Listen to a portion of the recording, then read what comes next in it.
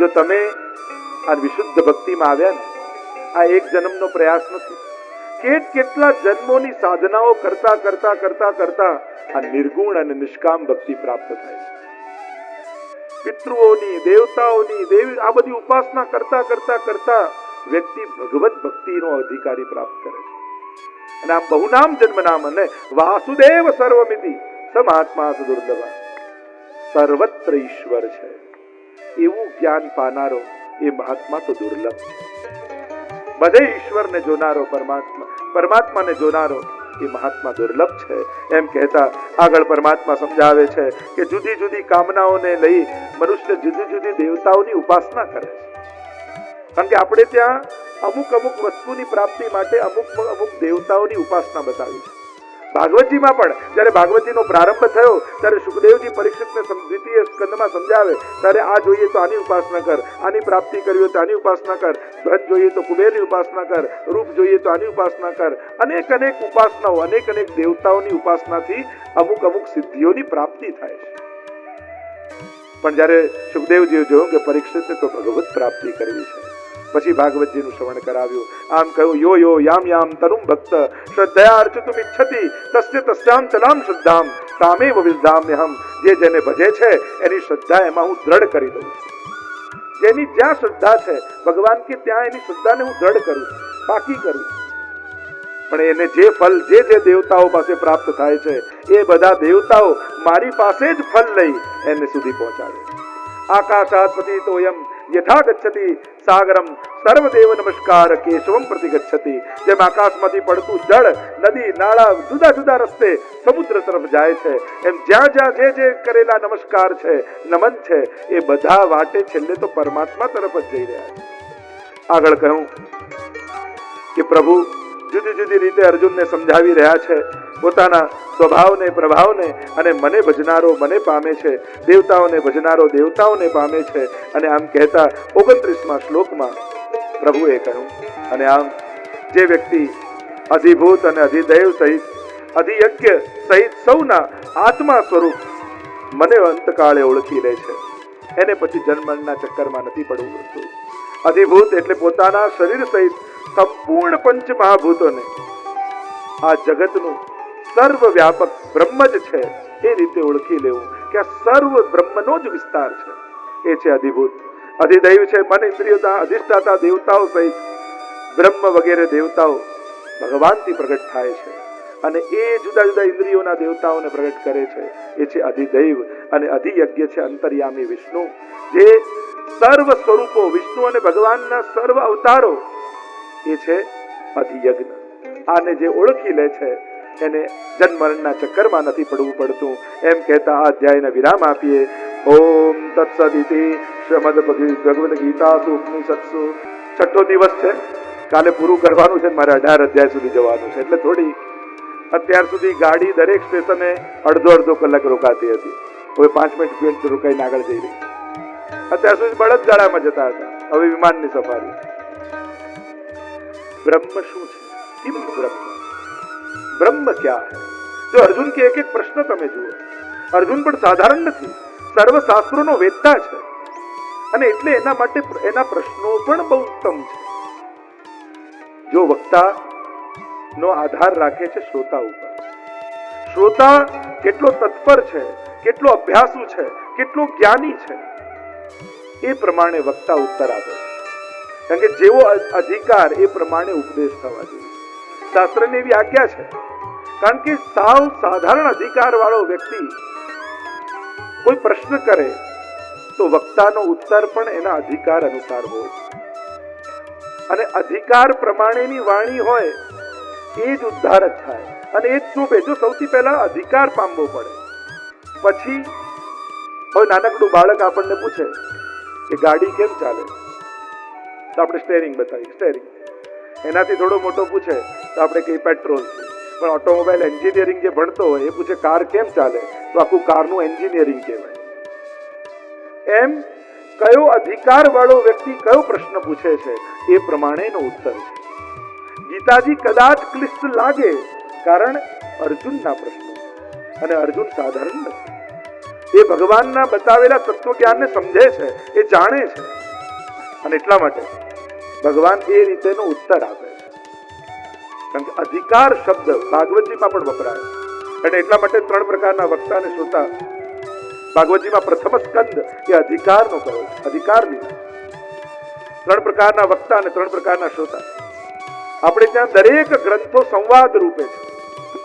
ઉપનિષદની આપણે ત્યાં સંસ્કૃતિ છે, નજીક બેસી ગુરુની પાસે પ્રશ્નો કરાય અને જેવો અધિકાર એ પ્રમાણે ઉત્તર, અને અધિકાર પ્રમાણે પૂછવાનો યોગ્યતા પ્રાપ્ત થાય. જેને અધિકાર નથી હોતો, જો ઘણી વાત એવી હોય, એક શેઠાણી હતા, આજ સવારના શિયાળાનો સવાર, અને એમને થયું કે લાવ મારા પતિ માટે રોજ તો મારો રસોઈએ ચા બનાવે છે, આજે હું પોતે જાતે બનાવું, અને સાથે બેસીને ચા પી. અને સરસ ચા બનાવી શેઠાણીએ મસાલો નાખીને અને સવારે ટેબલ પર શેઠજીને મૂકી, અને શેઠજીએ સવારે શિયાળામાં ચુસ્કી પહેલા જ લેતા ખુશ થઈ ગયા શેઠજીને કે, અને શેઠાણી પૂછ્યું ચા કેવી બની? તો કહ્યું ગાંડી તારા હાથની ચા તો કેવી હંમેશા સારી જ હોય, બહુ સરસ ચા બની. અને એ શેઠાણી કાયમ એના નોકર ઉપર ખીજાતા રહે, અને આ શબ્દ સાંભળી ગયો નોકર કે આવું બોલ્યા શેઠજી, એટલે શેઠાણી ખુશ થઈ ગયા. અને શેઠજીએ કીધું કે ગાડી તારા હાથની ચા તો બહુ સરસ છે, અને આ સાંભળીને શરમાઈ ગયા શેઠાણીને ખુશ થઈ ગયા. અને નોકરને થયું કે આવું બોલવાથી શેઠાણી રાજી થાય, તો કાયમ ખીજાતા હોય છે, તો લાવ આજે એને ખુશ કરું. તો થોડી ચા બચી હતી, વધારે બની ગઈ, તો શેઠાણી થયું લાવ મારા નોકરને પણ આપો. અને એમણે પેલા નોકરને ચા આપી અને કહ્યું કે કેમ બરાબર છે ને? ત્યારે ગાડી તારા હાથની ચા તો બહુ સારી હોય.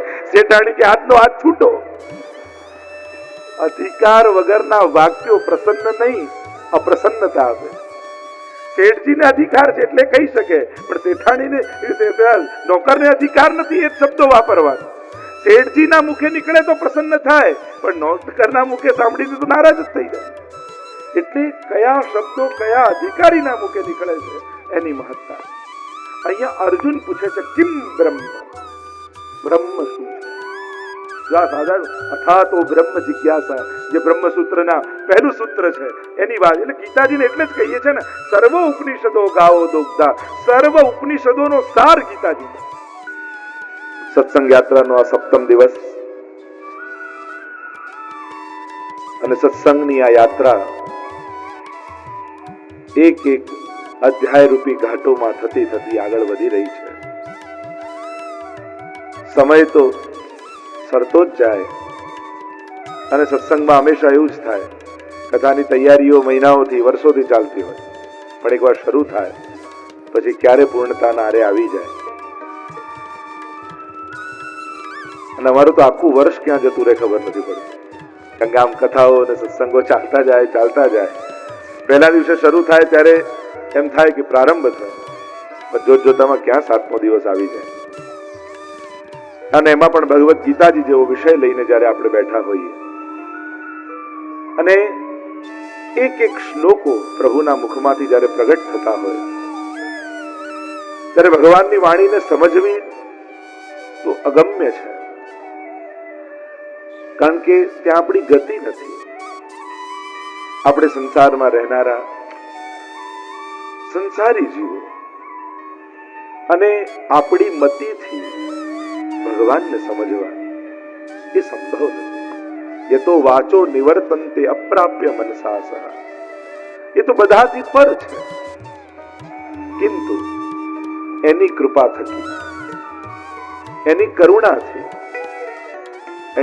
એની વાણીનું યત કિંચિત અવગાહન આપણે કરી શકીએ.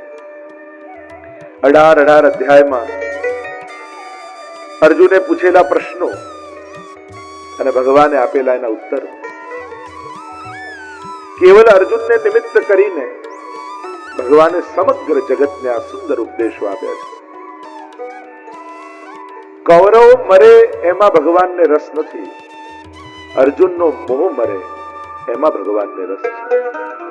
કારણ કે મોહ થકી જો યુદ્ધ કરશે તો કર્મોમાં લેપાઈ જશે, અને ભગવાન કર્મોની જાળમાંથી ઉગારવા માટે પહેલા અર્જુનના મનમાં મોહ જગાડ્યો, રથ એવી જગ્યાએ જઈને ઉભો રાખ્યો જ્યાંથી સ્વજનો દેખાયા, અને ધર્મ અને અધર્મનું યુદ્ધ ભૂલી અર્જુન સંબંધીઓ સાથે લડવાનું છે એવો વિચાર જ્યારે જાગ્યો, એટલે કે કર્તવ્ય ભૂલ્યો અને મોહમાં, વ્યવહારમાં, સંબંધોમાં ફસાયો.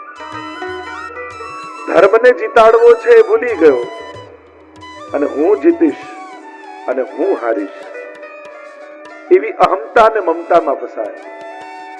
હું મારીશ તો મરશે, હું નહીં મારું તો નહીં મરે, બચી જશે.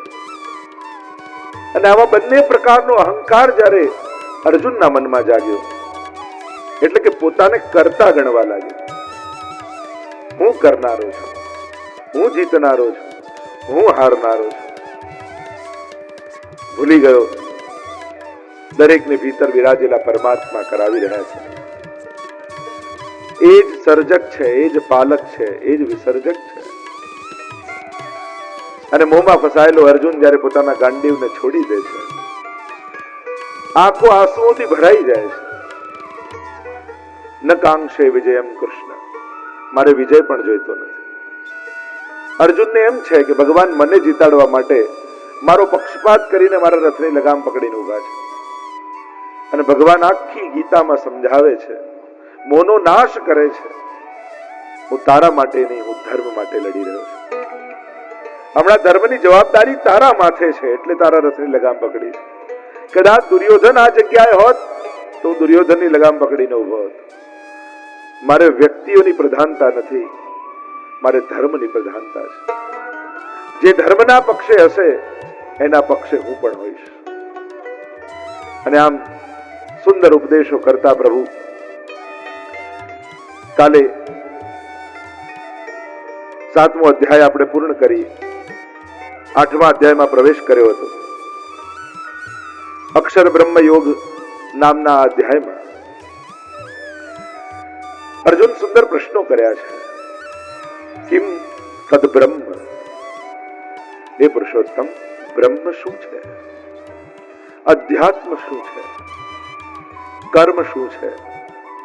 અધિભૂત નામથી શું કહેવાયું છે? અધિદૈવ કોને કહેવાય? આધ્યાત્મિક પ્રશ્નો કર્યા અર્જુને. અને પ્રભુ અર્જુનના પ્રશ્નોને સાંભળી બોલ્યા. આગળ ભગવાન પુરુષોત્તમ યોગમાં સમજાવશે. યસ્માત અક્ષરપતિતો અહમ અક્ષરાદપિ ચોત્તમ અતોસ્મિ લોકે વેદે ચ પ્રસિદ્ધ પુરુષોત્તમ. ક્ષર, અક્ષર અને પુરુષોત્તમ 3 પ્રકારના બ્રહ્મના સ્વરૂપની આગળ ચર્ચા આવશે. અહીંયા પ્રભુ કહે એ પરમ અક્ષર એ બ્રહ્મ છે. પોતાનું સ્વરૂપ એટલે કે અંતર્યામી જે અંદર રહેલો છે જીવાત્મા, એ અધ્યાત્મ નામે ઓળખાય છે. અને ચરાચર પ્રાણીઓનો ઉદ્ભવ જેમાંથી થયો, સૃષ્ટિની રચના રૂપી અર્થાત એ કર્મ નામે ઓળખાય છે. એટલે કે જે પ્રભુએ સર્જન કર્યું એ કર્મ રૂપે અહીંયા કર્યું છે. શબ્દો એ જ હોય, પણ આપણે જે કર્મની વ્યાખ્યા કરીએ છીએ એનાથી ભગવાન અહીંયા કંઈક જુદું સમજાવી રહ્યા છે. અહીંયા બ્રહ્મની વાત ચાલી રહી છે. પ્રભુ જે રીતે સર્જન કરે છે એને અહીંયા કર્મ રૂપે કહેવાયું છે. 4થા શ્લોકમાં પ્રભુ સમજાવતા કહે, ઉત્પત્તિ વિનાશશીલ પદાર્થ, પ્રત્યેક પદાર્થ અધિભૂત છે. એ પરમ પુરુષ અધિદૈવ છે. અને હે અર્જુન, આ શરીરમાં હું વાસુદેવ જ અંતર્યામી સ્વરૂપે અધિયજ્ઞ છું. વાસુદેવ સર્વમિતિ, પ્રત્યેકની અંદર અંતર્યામી રૂપે એ પરમાત્મા વાસુદેવ હું પોતે બિરાજું છું. પ્રભુ અહીંયા ઉપનિષદના શબ્દોનો પ્રયોગ કરી એ પરમ તત્વનું જ્ઞાન આપી રહ્યા છે કે આખા સૃષ્ટિનું સર્જન અંતર્યામી રૂપે બિરાજેલો હું, કે જે આગળ પુરુષોત્તમ યોગમાં ક્ષર, અક્ષર અને પુરુષોત્તમ એ 3 નામથી ચર્ચા થઈ છે. જે સર્વત્ર વિદ્યમાન છે, ક્ષર રૂપે છે, જગત રૂપે દેખાય છે. અક્ષર રૂપે અંતર્યામી રૂપે પ્રત્યેકની ભીતર બિરાજેલો છે. અને આ બંનેથી પર જે પુરુષોત્તમ છે એ જ અક્ષર અને અક્ષર રૂપે પરિણમિત થયેલા છે. આગે ભગવાન સુંદર વાત કરતા કહે, અંતકાલ સમયે પણ જે મારું સ્મરણ કરે છે, કે છેલ્લે જેની મતિ અર્જુને જ્યારે પ્રશ્ન કર્યો હતો અગાઉના અધ્યાયમાં કે આખું જીવન જે ભક્તિમય વ્યતીત કરે પણ છેલ્લા સમયે જેની મતિ વિચલિત થઈ જાય, કદાચ ભગવાનને છોડીને સંસારમાં જતી રહે તો એની શું ગતિ થાય? ત્યારે પણ ભગવાને આશ્વાસન આપતા કહ્યું હતું કે જેણે આખું જીવન ભગવત સેવામય વ્યતીત કર્યું હોય, ભગવત નામ અને ભક્તિમય જીવન વ્યતીત કર્યું હોય, કદાચ છેલ્લા સમયે એની મતિ ભ્રમિત થાય ને સંસારમાં જતી રહે, છતાં એનો આ લોક અને પરલોક બગડતો નથી. એ એના કર્મ અનુસાર સ્વર્ગ આદિ ઉત્તમ લોકોને પ્રાપ્ત કરી પુનઃ એ યોગ ભ્રષ્ટ આત્મા પોતાની પરમ ગતિને પ્રાપ્ત કરવા માટે કોઈ ધનવાન, કોઈ એવા ધાર્મિક વ્યક્તિના ઘરે એનો જન્મ થાય છે અને એની યાત્રા ફરી શરૂ થાય છે. એટલે ઉત્તમ કુળમાં જન્મ લેવું, ઉત્તમ સ્થાનમાં, એ પણ એના કોઈ પુણ્યો છે. આજકાલ ઘણીવાર ખાસ કરીને વિદેશમાં આદિ જ્યારે બહુ જ સ્ટ્રગલ કરીને પોતાનું આખું જીવન વ્યતીત કરીને સેટલ કર્યું હોય અને ત્યાં જન્મેલા બાળકોને જ્યારે એના મા બાપ શિખામણ આપવા જાય કે જો અમે તો આવું સ્ટ્રગલ કર્યું, આટલી મહેનત કરી, આમ કર્યું, આમ કર્યું, પણ છોકરાઓને એમાં જરાય રસ ના હોય. એ તો એમ કે તમારા હાડ લખો, એમાં હું શું કરું? તમારા નસીબ સંઘર્ષ વાળા હતા, મારા નથી. અને મા બાપ કોશિશ કરે કે પરાણે દીકરાઓને સંઘર્ષ આવે જીવનમાં, પણ એના ભાગ્ય જ સારા છે, એના નસીબમાં જ સંઘર્ષ નથી. એટલે આજકાલ છોકરાઓને, યંગસ્ટરોને મા બાપે જે તકલીફો વેઠી સંઘર્ષ કરીને ઊંચા આવ્યા એ કથા સાંભળવામાં જરાય રસ નથી હોતો. ઘણીવાર ઘણી જગ્યાએ અમે જોઈએ કે વડીલો પોતપોતાના જૂના અનુભવો કઈ અને કોશિશ કરતા હોય કે અમે તો આમ ખર્ચતા ને અમે તો આ રીતે રહેતા, બચાવીને ભણતા. એ લોકો તમારા નસીબ ખરાબ હોય તો શું કરું? એટલે અત્યારે કોઈ વડીલો, કોઈ માતા પિતા પોતાના જૂના અનુભવો કઈ અને બાળકોને સંઘર્ષ આપવા ઈચ્છતા હોય તો એ સંભવ નથી, એના ભાગ્યમાં નથી. એને એવા કોઈ પુણ્ય હશે કે એને બધી અનુકૂળતા મળી છે. અને એટલા માટે જરૂરી નથી કે બહુ સંઘર્ષ જ થાય એ જ માણસ આગળ જાય. આજે એક નવો વર્ગ એવો સુખી પેદા થયો છે. ઘણા નાની ઉંમરમાં આજે દુનિયાના સૌથી બધા સુખી અમેરિકાના ધનાઢ્ય લોકો બહુ નાની વયના છે અને કદાચ એના જીવનમાં એવા સંઘર્ષ ના હોય.